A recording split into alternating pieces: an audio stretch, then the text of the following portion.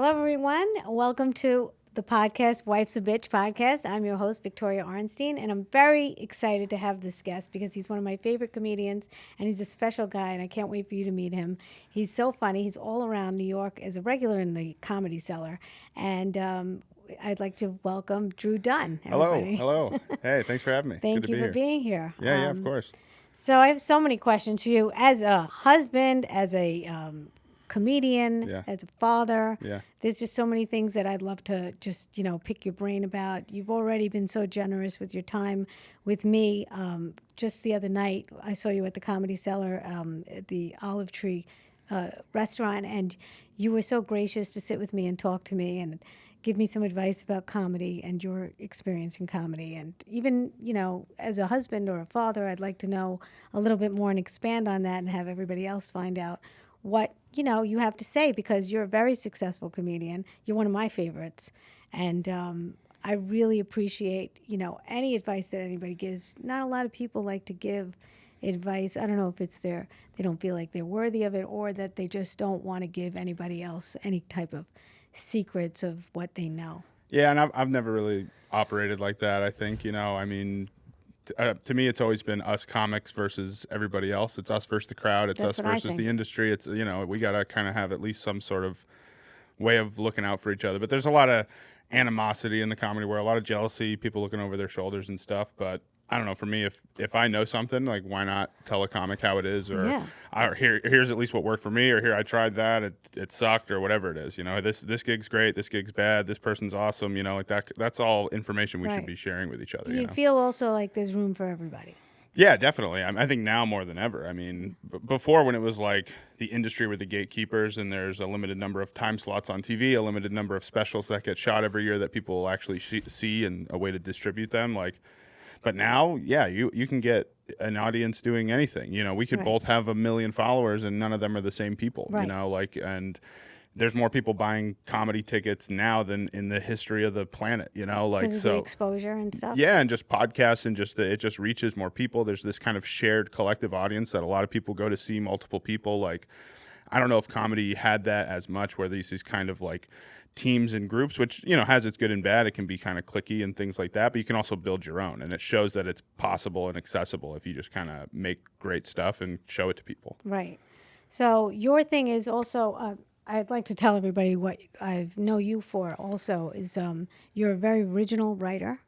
You're very clever, and your delivery is deadpan, on point. Oh, Perfect. thank you. Perfect. Yeah. And you've opened for, you headline also, of course, but I'd like to mention who you've opened for, which is pretty extraordinary, which is Dane Cook. Yeah. And he's one of my favorite comedians also. And I think that's admirable to even have it on your, resume, just to say that. And Dane's, a great guy. He's been nothing but great to me. Same thing, a guy who shares advice and perspective, and, he's done everything you can do in this business, good and bad. So I think he's a pioneer. Yeah. So seeing his perspective and what he's learned, and his willingness to share that with me, has definitely helped to grow me in this and help my mindset and perspective. And I mean, just doing shows of that scale too, it kind of makes everything else a little bit easier. It kind of rounds the edges. Once that becomes normal to you, it becomes like, oh yeah, anything else is just, another thing. It doesn't become like as overwhelming as everything could be, because you kind of just have layers of experiences with things that were so nerve-wracking,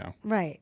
And you just saying it, that you have that under your belt. But also I saw you on another podcast, and you were saying something that it resonated with me. People, and we just brought up the whole jealousy thing, and people get animosity towards other comics. You were talking about Matt Rife, who became an extraordinary pop sensation with comedy. And a lot of other comics have their say, which is, it goes from he's not original to he only does crowd work, he doesn't have any material, and bashing him, he's only good for his looks. Sure. Which I don't agree with, because I think that you can't be up there and stay up there for that long, even if it's a year, if you're only there with your looks. Yeah, you can create a flash in the pan with a look, but you can't build what he's built with just a jawline.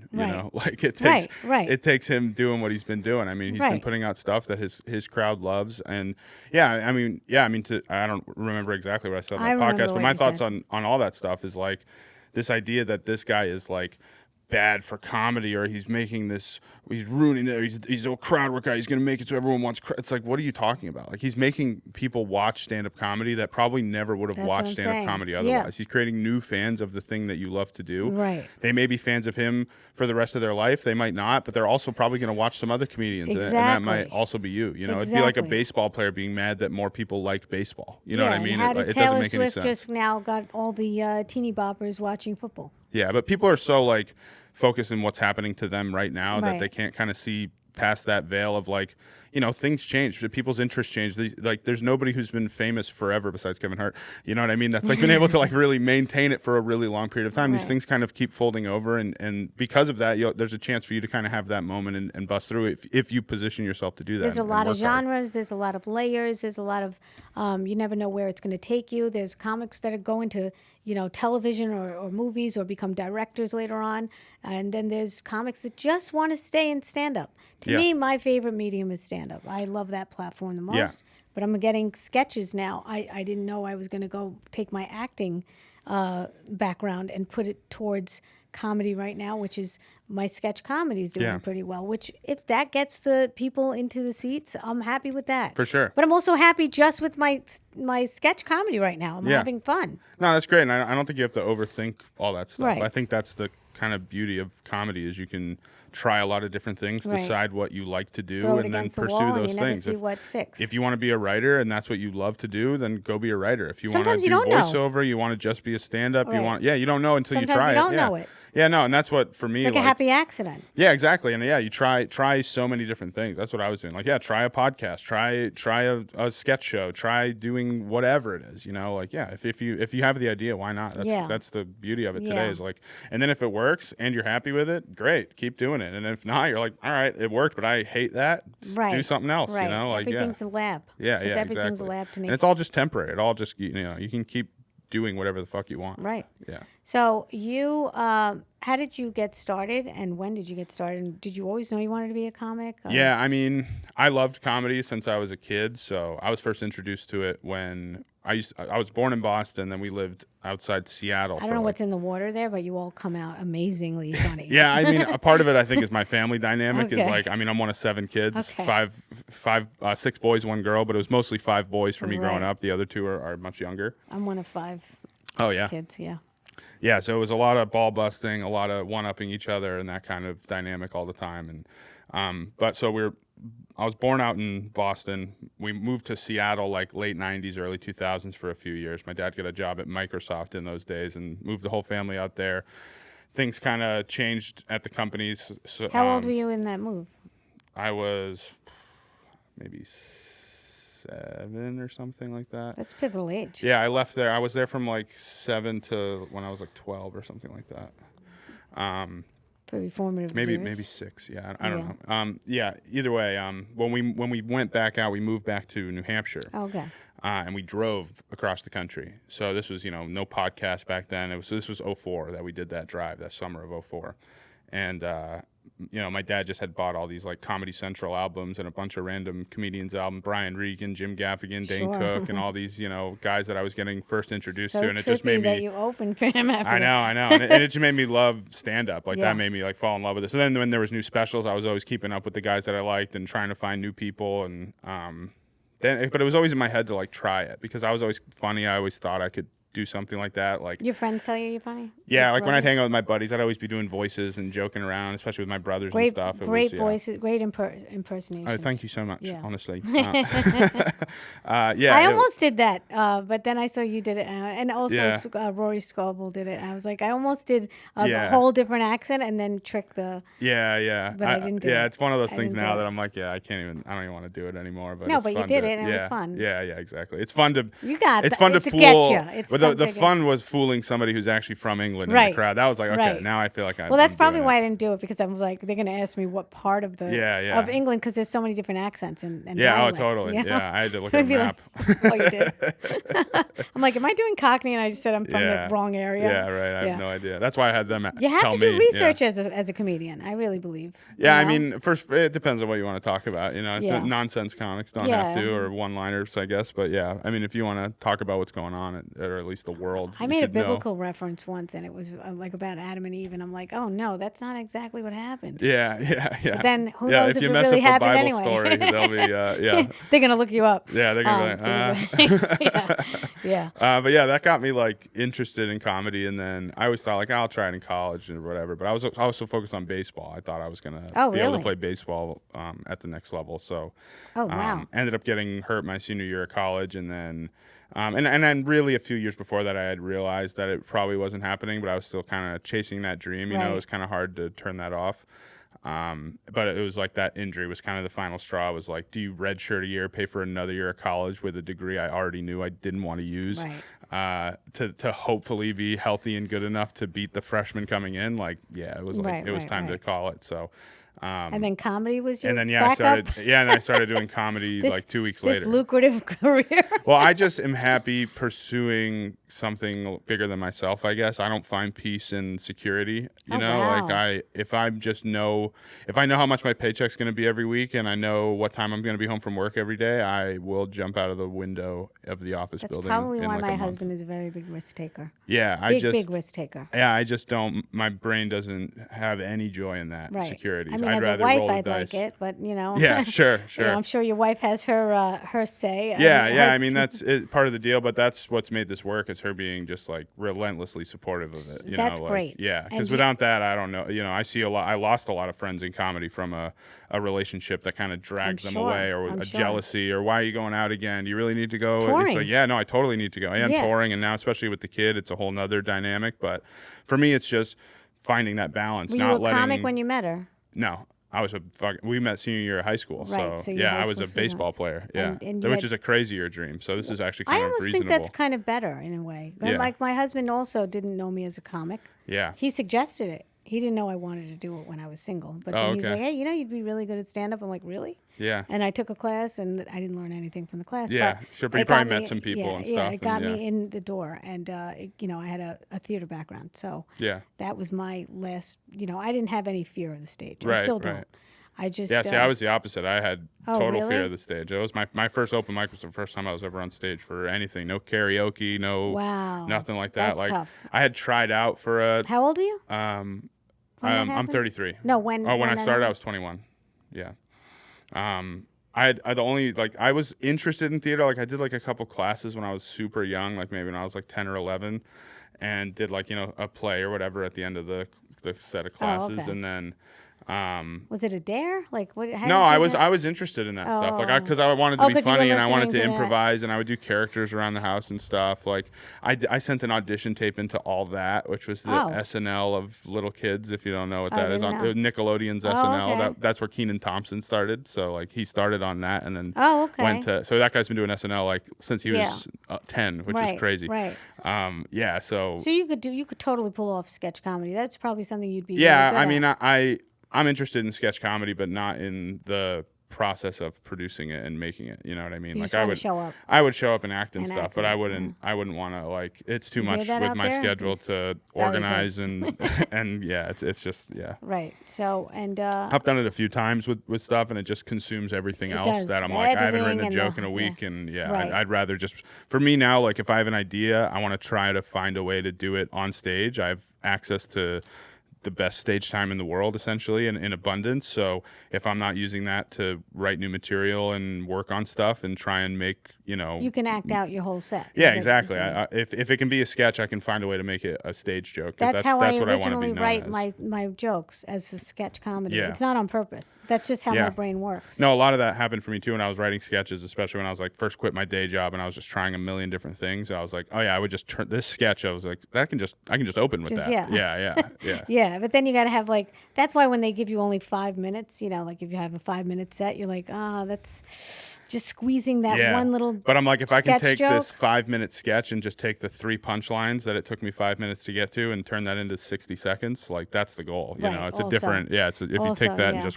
Yeah. I could vacuum pack a joke, but I like to let it Yeah, for ride. sure, for sure. And that to me is like, oh wow, now I have another 4 minutes of the set. Right. Especially if you're going for a special, which you've done, right? Yeah. I mean, I haven't done a full hour. That's okay. I don't think anybody even wants to watch an hour anymore. No, I just don't.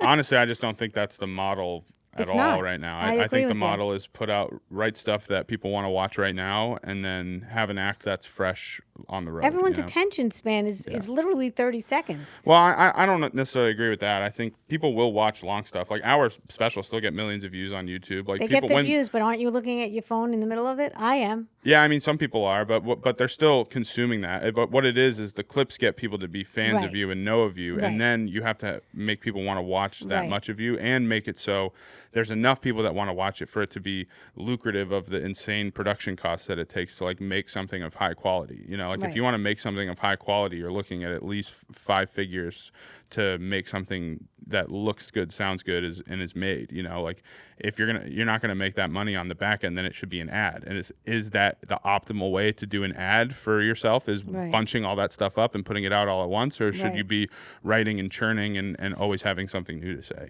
That's kind of what I've been doing for the last couple of years. Which I think that and you keep coming up with new stuff. And because you get better at it. Inspiration from like what's your method of madness? Method of madness. Yeah. What is it?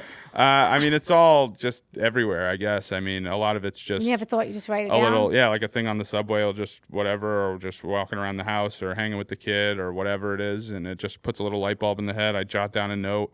Usually just keep thinking about that. In my head, it's like on the stove now. It's kind of bubbling, and now I'm thinking about it, and then That's how I write. Add more notes, try and write as much as I can about it, and then turn that into essentially like a bulleted list in my mind that I bring to stage. So I at least have like exactly how I a map through the madness. And my biggest I guess fear, you could say, or whatever it is, I don't know if it's my age, is the not mental clarity, but how do you remember everything you want to say in a half hour?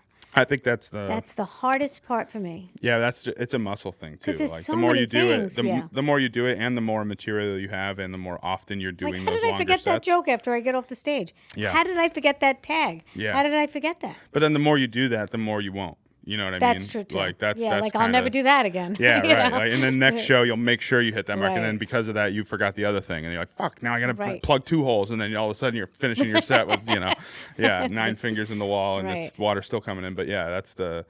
But it's all a muscle. I think it's the same thing with like being present on stage and not necessarily running through a set list in your mind while you're up there. Is like knowing what you have to work with and choosing what to go with next. Like that's all a muscle as well. If you never do that, you'll never be kind of able to do that. I don't have as much stage time as I'd like, which is probably why I should be putting on more shows. Yeah.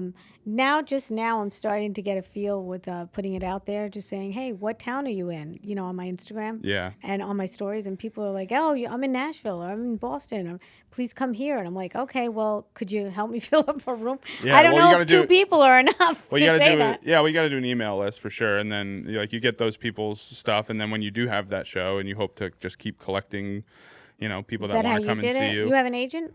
Now I do, yeah. Now you do, but in the beginning you didn't. No, for the longest touring, time. How did you tour? I would do festivals and meet bookers, or I would just hit them up on their website or on their Instagram and ask for a one-nighter or something like that, or ask to come and feature, to then be like, hey, I'll come feature as an audition to headline or something like that. And I was coming up in a stage like, as social media was really taking over a lot of these weekends, it's a lot harder to do that now because so many of these clubs are... They have headliners. Well, there's just so many more people touring that, and people bring their features sometimes. Most of the time. And almost no clubs are booking road features. Like the Funny Bones did that for a long time. Would you bring a feature with you, or would you have a local feature? I prefer to have somebody local. Because it's easier. Ideally, you don't have to pay for them. Well, exactly. And I get to...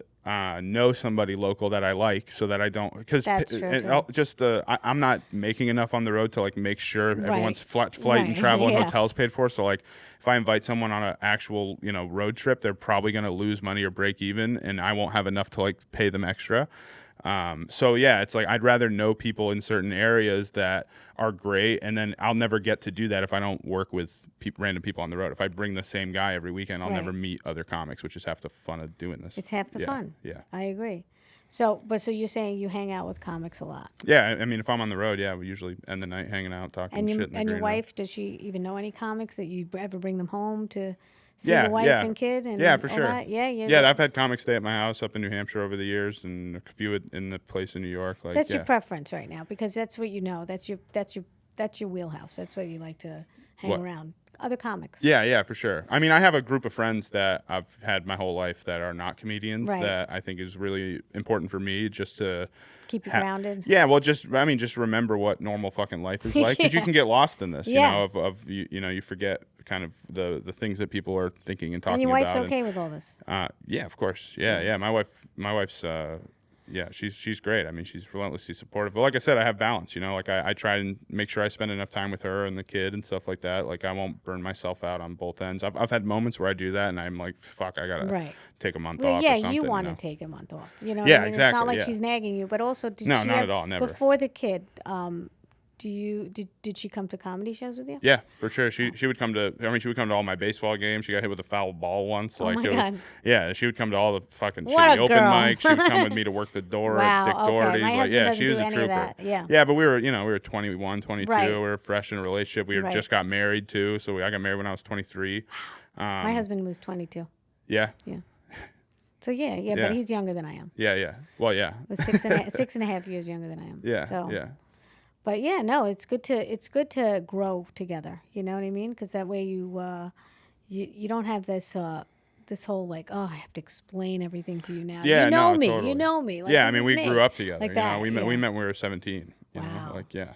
So I want to ask this question: did you ever have any problems or issues with your in-laws? Like your mother-in-law, was she the mother-in-law? No, she was the best. She passed a couple years ago from cancer, but she was like the best. Like she let us stay with them for many years with minimal expenses, to never question me pursuing this full time. That's like amazing. always supported it, and helped taught me a lot about she worked for a bank, so a lot of stuff just on the back end stuff, how to run a family, because my house was chaos growing up. If I ran my house like what my house was, it's just nuts. Just because it's not the way 7 kids is not how the world operates. Not everybody has a laundry couch. It's just a couch that has laundry in it all the time. So yeah, it was. So she was supportive. She was the best. That's yeah, great. and her you hear dad mother-in-law is jokes. still and no, I mean my mother-in-law jokes was about them asking us when we were gonna have kids, and I was like, we're living with you. Stop asking me when I'm gonna fuck your daughter in your house. That's funny. Yeah, but yeah, no, it was like I love my mother-in-law. Yeah, I had an issue with my sister-in-law. My husband's sister was jealous. Oh, okay. She tried to break us up. My wife's brother is like one of my good friends. Okay. Like I talk with him at least once a week. Yeah, that's great. Yeah. No, I love my husband's brother. I don't like my husband's sister. Yeah. So, there is usually one. Luckily, she only has one sibling. Yeah, if there was another, maybe can't have everything, right? Mm-hmm. But yeah, so that's why I asked, because some people have like a mother-in-law that's like, "What are you doing with your life? Why are you doing this?" And trust me, she had plenty of reasons to ask those questions. Right, I was, and she never did. living in her house, essentially rent-free, pursuing comedy, and it was going okay.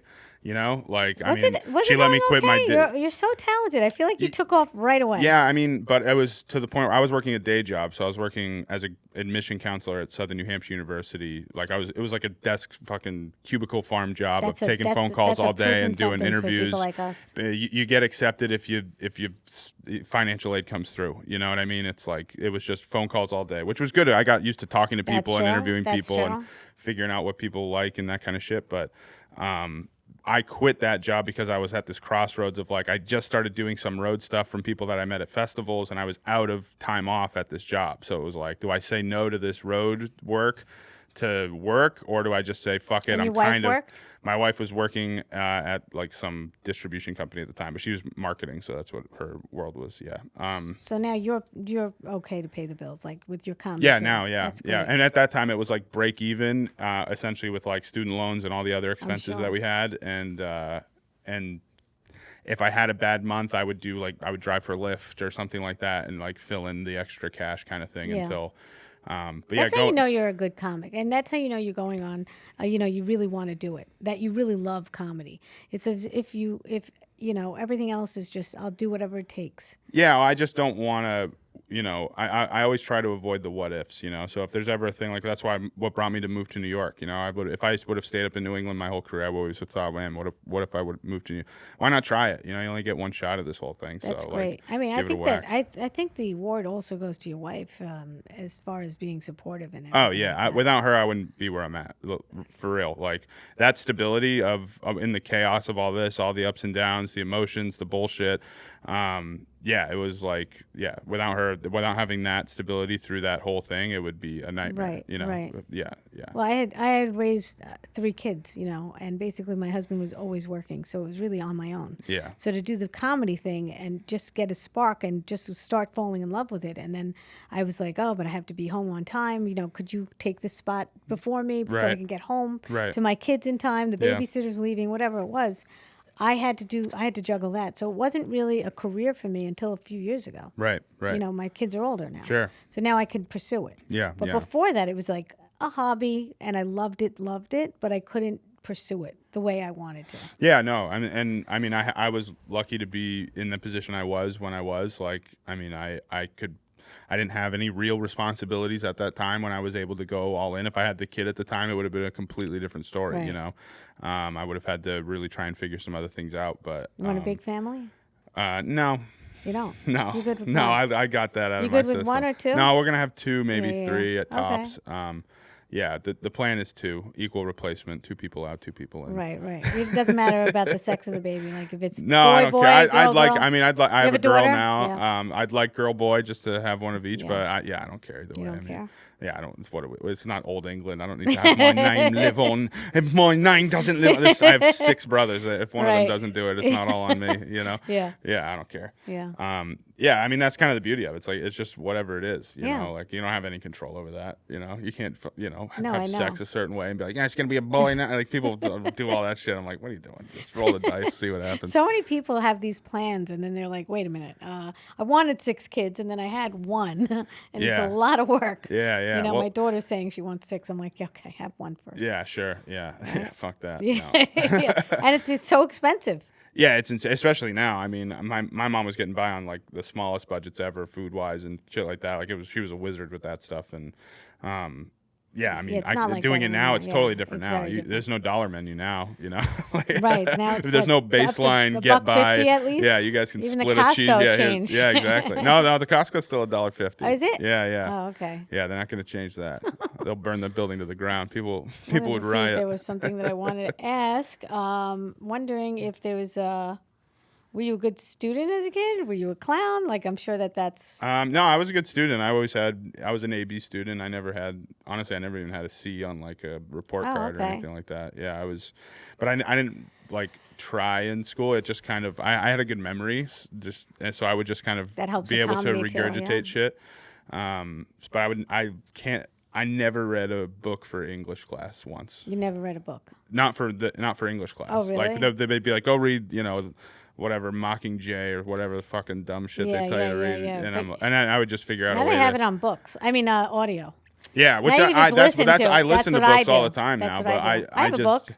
I didn't do the audio yet. It's called oh, Impress nice. Yourself. Are you gonna do the audio yourself? I am. Yeah, Either great. me or my daughter. Oh, My cool. daughter, I'll pay her to do it. And Yeah. that was because she sounds like me. Oh, okay. So, Nice. she's an actress, so she could. Oh, it's great. Yeah, a pull it little off. credit. Yeah. Yeah. I used to be a health coach, so I have like a lot of stuff about health in there. And I was also a runner, ultra runner, which I think helps with comedy. Yeah, for sure. Because I think the any timing- athletic does. Yeah, Yeah, you do? Yeah. Yeah. I mean, playing baseball for sure was Really? like, I think the mindset of self-improvement. That's the name of the game in comedy. Is Yeah, and it's also self-improvement. metaphorical, I think, Yeah. in a lot of ways. I can compare running to comedy because of the length of time, the timing, I guess the delivery at the end. For sure. But there's a lot of there's a lot of things that people don't. They just do one thing, and that doesn't make them grow. Even as a comic, as an actor, as a human. Yeah, I think yeah. there's so many things you need to try. Like some people, like comics, will do improv just because they want to get more of Right. a layers and dimensions in their comedy. You You can't just stay in comedy world, and you can't just do one thing, in Well, my opinion. And I think you even need to bust out of the improv world. You need to do real life shit. Oh, you know? yeah, Because if for not, sure. you'll run out of stuff to talk about in a few years. For sure. You know, like, and that Even was an the acting biggest class is good. That was the biggest thing with having a kid. I just mean like, yeah, go play golf, go walk in the park, buy a bicycle. Right. You know what I mean? Like, do something that gives you an experience that's worth talking about. Yeah. You know, because so many people just do comedy and they forget that Yeah. like. I mean, that was a big thing If you're for me touring, with having. you're just doing the plain jokes. Yeah, exactly. That's why a lot of it. That's what it turns into. Is like Yeah. that's what you're only experiencing. Yeah, you and know? that's what a lot of comics do. Yeah, for sure. And they I mean, fall into that. was the big thing with me for having the kid was like my life was the same for a long time. It was me and my wife, and we were just kind of living our lives, having a good time, traveling, doing comedy, whatever.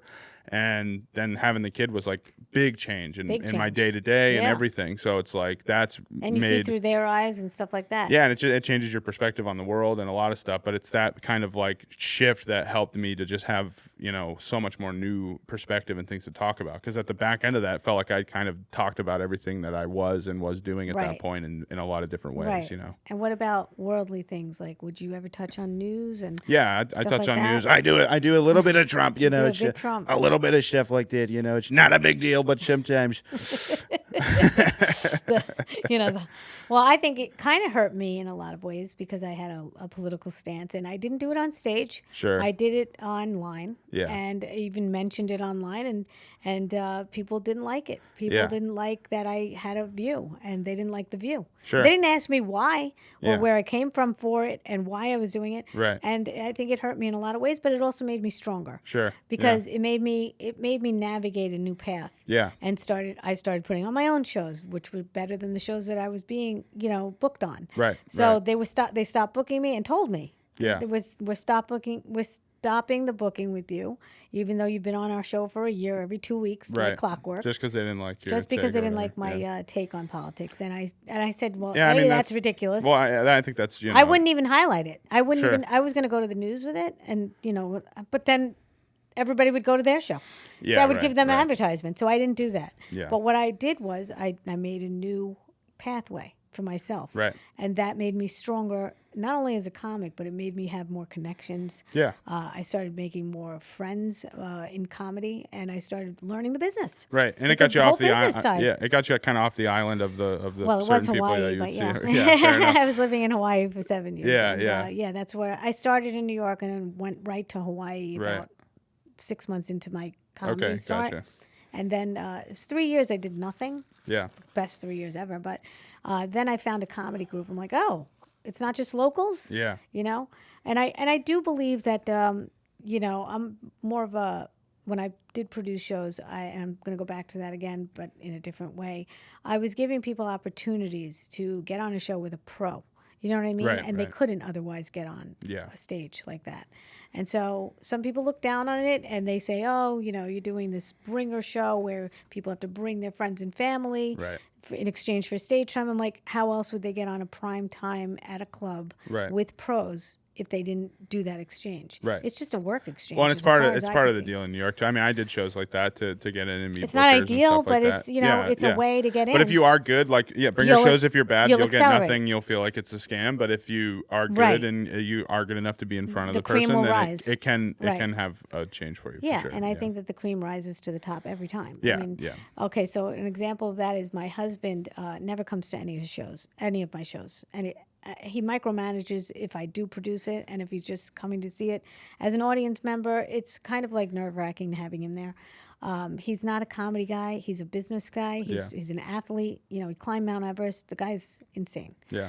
But when you were on my show, you stood out. Oh yeah. Yeah, and that's when I knew for sure. I'm like, okay, I know this guy's a great comic, but my husband, who never watches comedy, Right. only like knows the big ones like Chris Rock and loves, but he was like, this guy's good. I Yeah. go, you think? I said, I know, I already know. But he was like, you stood out, and because you rose to the top, you were Yeah. the cream of the crop Right. in the show Yeah. that I put on. Well, yeah, no, So- I appreciate that. Yeah, I mean, thanks for. I didn't. Yeah. I mean, I think I was the pro on that show. Yeah, you you were. You and Sherrod. Yeah, Yeah. yeah. But yeah, no, I mean, that's just part of the deal with New York too. It's like it's hard to meet people, like especially when you first move here, and a lot of people do move here for comedy How did we specifically. meet? And I feel like I knew you before the show. Like somehow, I said hello to you before Yeah, maybe that. the Stand or Out and About or Greenwich or Broadway or something like that. I don't know. Something like that. Yeah. I don't remember exactly, but I'm sorry. I didn't want to interrupt, but But yeah, so no, when did I meet you? I think like meeting people is really important here. Like a lot of smaller scenes, like you can be great and stand out in your scene, and word will kind of get around that there's a funny new person on the scene or whatever. But in New York, it's much harder to do that because there's a lot more animosity and there's just a lot more kind of islands and separation. You know, I feel like it's harder for women, and I don't mean to make it about women. I just feel like it is because I feel like a lot of women. There's very few that are doing it, and so like. Oh, it's like almost like a grab. You know what I mean? Like, oh, you got that gig, or you got that, and there's always like one woman on a flyer. Right. It's so much harder. But isn't that better than no women on a flyer? No, it's great. Yeah. And I like being the only woman on a flyer. Right. To be honest, Right. Sure. I think. But I mean, if I'm on someone else's show, on my shows, I always had a lot of women. But I'm just saying that it's harder for women. I think as far as comedy in general, getting a leg up, because I feel like they're more jealous and catty of each other than men. Well, men are definitely jealous and catty. We just show it in different ways, I think. Yeah. Really? Because I feel like you got a camaraderie going on, and a lot of the people that recommended you had 3 referrals for the Comedy Cellar. That's amazing. Yeah, but that's just me personally. You know, that's how I handle my business. You know, like I don't think that's how a lot of dudes handle themselves. Really? So there's a lot of jealousy amongst people. There's a lot of fuck that guy, fuck this guy. Really? I don't like what. Yeah, for sure. It's just not. I got a taste of that when I saw it. I think on that's a the people show thing. Crashing. I don't think that's a gender thing. I think people are just kind of always looking over their shoulders at everybody else, regardless of their genitals. Yeah. I feel like I feel like as a woman, I would. I mean, yeah, I don't know what it's like to be a woman, but I know what it's like to be a guy. And I feel like guys as a are woman, dicks, people are. Yeah, I feel like that with women too. I feel like women would help a man out before they would help a woman out. Does that make sense? Sure. Yeah. Because they don't feel like they're competing. Yeah, but a guy would also help a guy that's not like him out over. They would help someone like another guy with voices or another guy I know. You know what I mean? Like that might be a thought in your head. Like we all segment each other in one way or another. Yeah, for that's sure. Good to know. Yeah, definitely. And so, like, I believe that every comic should have an opener that's fantastic, but a lot of comics pick people that are not fantastic because they don't want to overshadow they're so insecure that they don't want to shadow. Yeah. But I think that the show starts in the beginning of the night. Like from the host on. Yeah, I want the show pilot, to be great. You want it to take off. Yeah, you want the show to be great. If you're so insecure you're worried about who's opening, then you shouldn't be headlining. You know, you should be in darkness getting better. Yeah, but do you notice that a lot of people don't like to pick a feature that's better than they are? I mean, I don't know about better than they are. I don't think I don't see that a lot. I think a lot of people bring their friends. I think it comes down more because it's a good hang. It comes down more to the hang than it does the show for a lot of people. Yeah. Really? I mean, if you find someone that's funny enough. I mean, some of my funniest friends I can't rely on. You know what I mean? I can't know that they're going to make their flight or show up on time or not hit on a waitress or not be aggressive or a dick. You know what I mean? Like all of that is factored in. It comes down to you. You brought this person to this club. If that person's an asshole or a piece of shit or shows up late or drunk or high or whatever it is, like that's all a factor. So it's like funniness is one thing, but it's a package deal when you like decide to bring somebody on the road with you. You know, you got to have someone that you like hang out with. Yeah. So I think that's a lot of it. I've seen features that I was like, get off the stage already. I mean, there's only a couple people. Nobody I've worked with is like doesn't want a good show, and for me, I want a great show. Especially now, like people are buying tickets to come and see me specifically on the road, which has been great. But if half of the show sucks, then it's a bad reflection on me. Then they think I know these guys and brought these guys because they've heard on podcasts that's how it works or whatever. Oh. So it's like it's a bad look on you. You want the show to be great from start to finish, and if you can't follow your feature, then let them headline. What are you doing there? Yeah, I agree. No, I mean. It was amazing. I've reached out to a couple of people. I've featured for many big names, and I'm very, very grateful for it. Of course, they're not there to see me.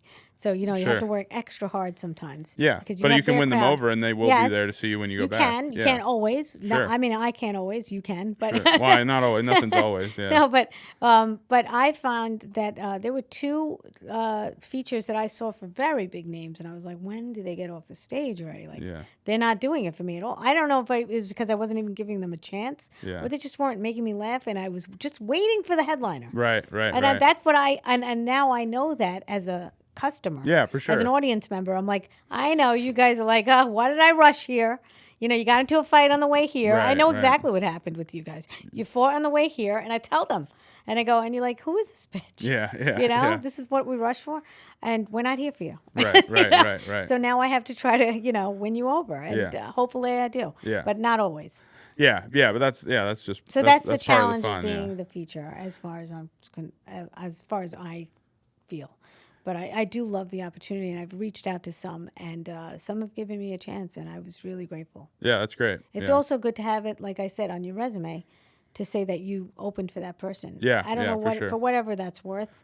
Yeah, it's I just feel- it's basically somebody else saying you're funny. It's a way for a booker to be like, oh, if they think you're funny, then I can. It's a less of a responsibility of right, mine. right, yeah. right. Yeah, it's like anything. So as far as I guess we could talk about marriage and stuff like that, because Sure. I named this podcast "Wife's a Bitch." Yeah, which mine's not. Your wife's not. I'm not really a bitch. I just love the name. Yeah, I just thought it was a play on words. I Right. was gonna name it "Impress Yourself" actually. Oh, okay. But I didn't because Yeah. I was like, It's more catchy. Yeah, Wife's a Bitch is more fun.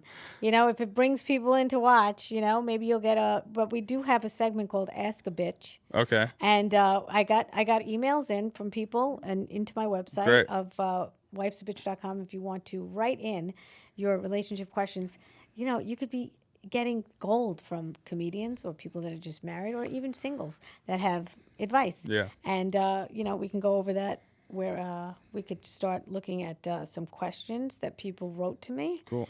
And so some people like to write, details. Some people just write like one question that's small. So this one's a little long, but it's like, here goes.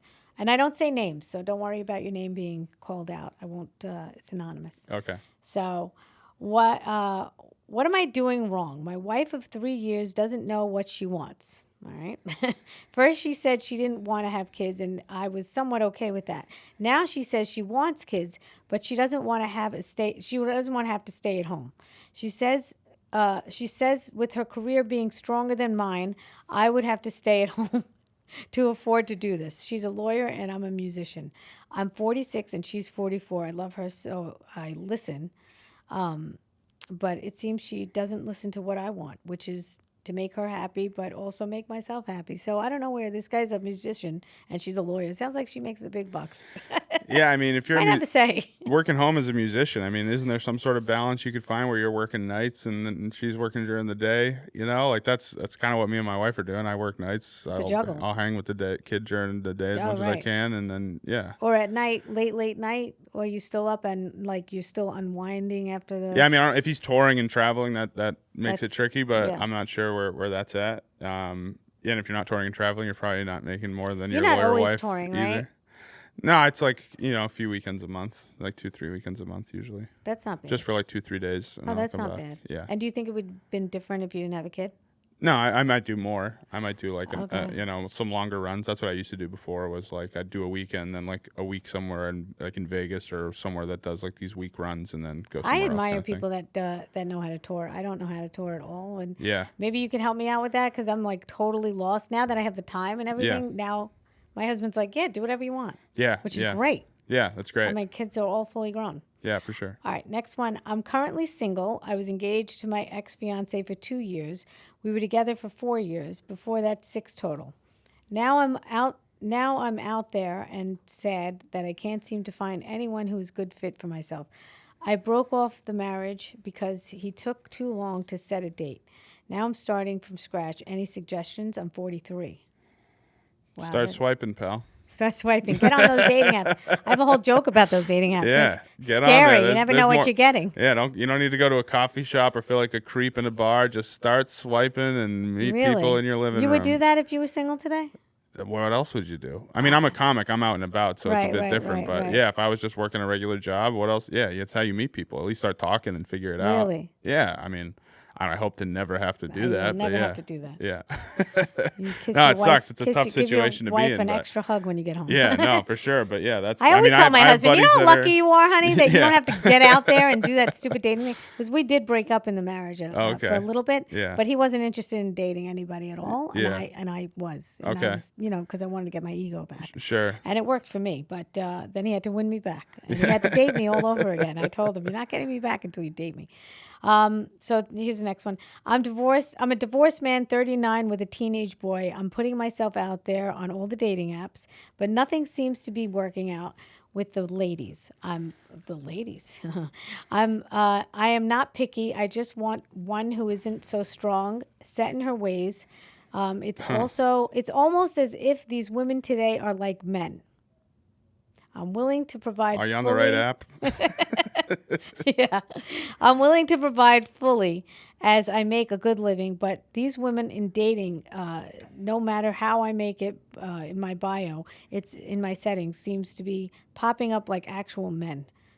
But then they also want me to pay for everything. And then he writes LOL.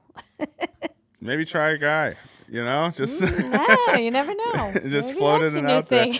there. Yeah, I mean, that's tough. I would, I don't know how these dating apps work as far as preferences and stuff like that. It might just be that that's what 43-year-old women are, is set in their ways and not as affable as the 22-year-old dummies that you were used to back in the day. That's a good point. So, see that? You never know what here's what I would do, pal. I would go hit the gym for a year and see if you can't fish a little lower down the pond. Get us someone in their 30s. If you're a fucking jacked guy with a great income, you can go get whatever the fuck you want. There you go. Yeah. I like that advice. It's true. It's true. The more my husband met me when I was very confident. I was working in a jewelry store. I was super confident. But then when I got married, I kind of lost myself. Yeah. And I had the kids. And I was getting fat, and he was getting to be like this major athlete, and people were looking up to him. And he was online, and he was answering all these questions. Climbing Mount Everest, yeah. Yeah, but that was later. But he was winning ultra marathons, and he was doing this certain diet on just fruit, and people were loving him. He was like an idol to them. Yeah. And then he put on this festival, and he was like the head of the thing, and he was growing, and I was sinking. So now I didn't know I was doing it, and he didn't know. The dynamic changed. He saw somebody that wasn't as confident. Mm-hmm. Then I saw that he was into running, so I got into running. Right. Then I started running ultra marathons and marathons, and I started winning races, and I did it for him. Right. That's why I wrote the book, Impress Yourself. I started doing it just for him to notice me. Yeah. Then I started loving it on my own. Sure. But I only did it for him because I wanted him to notice me. And it works for a little bit. Yeah. But then you have to start building your confidence again. For sure. Those things built my confidence, though. The more I started getting better and better at something that I was trying to impress him with, I started getting really good. And then I started getting the confidence that I needed again. Well, it makes you realize if you can get good at something, especially something as hard as running ultra marathons and stuff, that getting better at anything is doable. That is, and that's when my confidence started to really come back. That's great. Thanks. All right, I think I think I have one more, and that's it. Did I do? No, I didn't do this one. I'm currently single and pretty happy. I was in a relationship with my boyfriend for 2 years, and I'm happier without him, as he was verbally abusive. Get over it. If that's there's levels to it. There's definitely levels to it. Yeah. I mean, I think my husband and I thrive. If you were to look at our text messages, and one of us died, I'm not kidding. Suspect we would number definitely one. be definitely be. I told him he has to erase and delete everything that I write to because I write in anger. Yeah, right. I write in anger really quickly. By the way, the most pressed button is your caps lock. I'm screaming in those emails, and I'm like, I hope you die. And I'm like, if he dies, I'm dead. Yeah, I'm dead. yeah. So, So I don't know why I said that, but I'm just. You got to be careful. If anyone wants a free kill. Yeah, it's free. It's. But then we have these other things. Like this morning, he apologized to me out of nowhere. I didn't even ask for it, and he was so nice and gushy on it. I was like, "Oh, that's why I love him." Yeah, you know what I mean? Nice, But so this verbal abuse thing, it's like get a little stronger. Sure. People run too quickly, and if you also two people have so much money, like we had no money for a long time, and now we do. Yeah. But we could have walked away if we had money earlier. Right, that was scary. Yeah. Because no one works at things anymore. I've noticed that. Like, Daddy, can I come home? Yeah, No, freaking work at it, Yeah, But if you have money, you can walk away. Yeah, you always have a parachute, yeah. Right. So just the abusive thing, calm down, start growing a few. You know what I mean? But I'm also open, good for you for but getting people out of don't that work if you don't at feel comfortable, unless Plenty you're of getting fish in the beaten to sea. death. I mean, Sure. with an iron pipe. I mean, come on. I mean, it's different standards for different people. If my wife was being cunt, I'd tell her. Right. You tell her. Yeah. You tell her, and then you be one too. Yeah. Or Yeah, whatever sure. it is. You gotta just handle it. Stop running away just the second things get hard. Yeah. Oh, you know what? He hurt my feelings. No, I don't care if he hurt your feelings. Idiot. Just get out. I don't get offended. Yeah. I just don't. No one can offend me. Yeah. That's probably good. why I did well in ultras. Yeah, Just right. kept going and going. Right. All right. But I'm open to dating again. I'm 37. I make a good living as a graphic designer, but I'm surrounded by gay men. So I put myself on the dating apps. So far, I haven't dated anyone who I see as a potential husband. Just making new friends at the moment, which is also good. Which is also good. Yeah. She wrote that. Yeah, Okay. it's funny. Trying to stay positive. It's not easy finding a good partner. Again, kiss your wife extra today. Yeah, well, that you don't have to be out there. I actually just met this guy who's Yeah. he's got a great income. Yeah. He's on the dating apps. He's single. From 2 questions ago. Let's maybe link those two together, huh? You're not Jewish, and you look at this matchmaker over there. I mean, come on, let's. You sure you're not Jewish? No, not Jewish. I did the ancestry and everything. They keep sending the clones to try and replace me. The reason why I asked him if he was Jewish is also I wanted to see how he answered that. Yeah. No. Yeah. No. Yeah, that's a dead giveaway. You want to test somebody out? You ask them exactly, Yeah, if they make exactly a what you want to know. You If just they make say, a sound yeah, first. yeah. If there's a grunt afterwards, or don't insult me. How dare you? Don't Yeah. insult me. Then you know for sure No, I'm what not. you're up to. No, I'm Irish, Scottish, and some other shit. You're definitely Irish. I knew Yeah. that. Yeah, Are you it's all- Scottish too? You know, Yeah. Trump is Scottish. Oh yeah. He's my long lost relative, that guy. Well, you guys are, I don't know, maybe there's something in that too. You guys are so tall. He's very tall. What are you, 6'2"? 6'2", yeah. You are 6'2". Yeah. I'm 5 feet, even. Not even Okay. not even That's my an wife's inch. too. My wife's 5 Oh, foot. she is? She's Yeah. tiny also? Yeah, she's small, yeah. Yeah. So we're going to wrap this up by saying, I'm very happy that you were on this podcast. Yeah, thanks for having You me. gave some great insight. If you're a comic, I mean, first of all, just follow him. Give your... Drew Dunn Comedy on Drew all Dunn, social media. DUNN. Yeah. Yeah, on all social media. Website, drewduncomedy.com for tour dates, bunch of stuff coming up And for you next do year. all your own marketing? Or you Yeah, I did do before all my own the marketing, agent? all my own clips, all the social media is all me. So That's if right. if you DM me, it'll be me Like a responding. part-time yeah. job right there. Yeah, full-time job. Yeah, Full-time job. Yeah, it's insane. Just doing that alone. Yeah. And then you got to write the jokes. Then you got to perform the jokes. Yeah. that's Are you good with meeting people after the shows? Yeah, that's the job. Yeah, you got to meet people after You gotta the show. be- I mean, not necessarily New York spots, but like headlining on the road. Yeah, that you gotta meet- I want to meet meet and the greet. people. Yeah. Yeah, they were nice enough to come and buy a ticket to see my dumb head. Like, yeah, of course, I want to see what these people look like. Right. So your favorite thing to do right now is stand-up comedy. Like you don't Yeah. want to really do any like I mean, I want to do some voiceover stuff because I think and that's acting like in that's- movies and stuff like that. I mean, the acting in movies less right now. I mean, if that stuff comes my way, sure, I'm interested, but I'm not seeking it out as aggressively as like voiceover work because I think that fits in my schedule a little bit better to both like audition wise. You don't have to memorize lines and that kind of shit. You can just read the script and Yeah, do yeah. the voice. Where like if you're You're doing these listening to out there, he's camera, so talented. if you're doing these to camera, auditions all day, it takes if you want to do it right for me, it takes half a day to memorize the stuff and figure out how you want to do it and then tape it and then put it together and send it. That it's like I just don't have time to do that Right, with touring and right, shows. right, right. It's a waste of effort, honestly. Right, Especially for stuff that I'm like, they ain't making me Right. the doctor from Powerpuff Girls, dude. Why am I spending a day? what do you do to during this? the day on your tours? I meant to ask you that before. Usually it's like get to the hotel, go to the gym, get something to eat, go do the shows, and then try and find. Do you overthink? No. You don't overthink your No, not your at set all. or I anything mean, now like it's that? all pretty routine. I mean, I've been on the road for the last 6 years essentially. When doing do you weekends. switch over to a new set? Like, do you just incorporate new jokes inside, or do Yeah, you, it's like I'll put one out, and like when I put out like the half hour with special? Don't Tell, it's like now we're kind of like Swiss cheese, and I'm trying to keep poking holes in it until it's a whole new thing eventually. Just keep that's amazing. taking things out and It's putting like it in. Tetris. Yeah, I want at least like half of my live show, ideally more than half the live show, to be brand new, fresh, never been online, like not even a version of it, like just for the live show. That's the ideal. And then yeah. keep writing new stuff that is being churned out constantly, and then maybe this joke goes out and a new one takes its place, kind of thing. And that way people can come and see the jokes that they liked online. There'll be some of those things throughout. Yeah, but they'll just be kind of throughout, and it'll be a different order. I try and do a different order every show just to mix things up and, you know, take a chunk out, do this one instead, kind of thing. I mean, the goal to me is like have a joke go viral, like kind of like Sebastian had his Passover joke, and you know what I mean? That one joke, of course, that can't sustain you. Just sure, you got to do it again and again and again. You have to keep it up. Yeah. But that, like, oh, yeah, you know that joke that person, you know, Angela Johnson with the nails, you know. Right. You don't have no boyfriend. Yeah, like, it's stuff harder. Like that. It's harder to make that happen now. Is it? Because of the abundance of all of it. I think people just consume and churn content in a different way now than they did 10, 20 years ago. That's true. That things are less iconic and more like you can get those moments, but they're that much more temporary that you have to keep making them again and again until you gain the reputation of someone who does that. You know?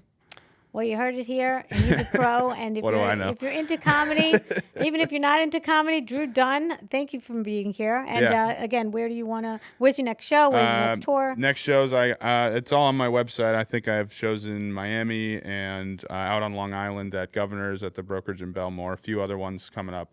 DrewDunnComedy.com for all that. Drew Dunn Comedy on all social media, new clips all the time. So, yeah. You can Thanks find again for me having on me. Instagram, Victoria Makes You Laugh. And thank you for being here. Thank you for listening. Take care, everyone. See you later. See you next time.